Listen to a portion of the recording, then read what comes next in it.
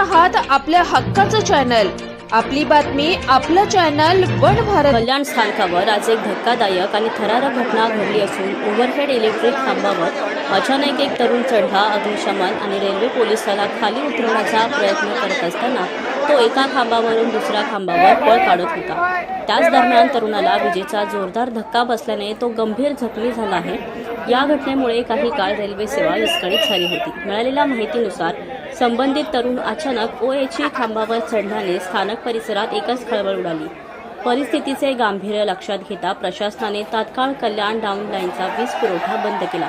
त्यामुळे काही काळ रेल्वे वाहतूक ठप्प झाली होती. या दरम्यान 2 मेल एक्सप्रेस गाड्या तसेच काही लोकल गाड्या उशिराने धावत होत्या.